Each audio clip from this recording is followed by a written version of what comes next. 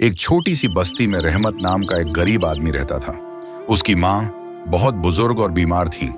रहमत रोज मजदूरी करता, लेकिन जो कुछ कमाता उसका आधा इलाज और दवा में चला जाता।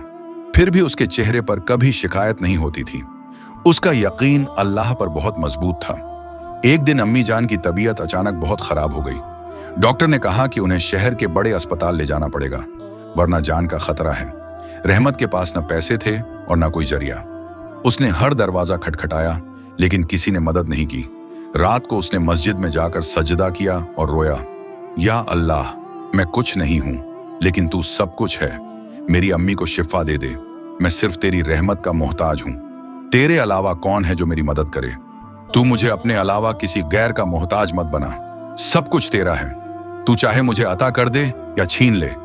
इतना कहकर वह जोर जोर से रोने लगा। उस रात उसने बिना कुछ खाए अम्मी के पास बैठकर कुरान की तिलावत की और उनके पैर दबाता रहा। सुबह एक अजीब बात हुई। एक शहरी आदमी उसके घर आया और बोला, मैं एक एनजीओ से हूं। हमें किसी ने बताया कि यहाँ एक बीमार बुजुर्ग हैं जिनकी मदद जरूरी है। रहमत हैरान रह गया, लेकिन उस आदमी ने तुरंत अम्मी जान को अस्पताल ले जाने का बंदोबस्त किया। अस्पताल में इलाज के दौरान डॉक्टर ने कहा, अगर इन्हें एक दिन और देर से लाया जाता तो हम कुछ नहीं कर पाते। रहमत की आंखों से आंसू बहने लगे। उसने सिर्फ इतना कहा, मेरी अम्मी की जान अल्लाह ने बचाई और अल्लाह का शुक्र अदा किया। इलाज के कुछ दिनों बाद अम्मी ठीक हो गईं। रहमत हर दिन अल्लाह का शुक्र अदा करता रहा।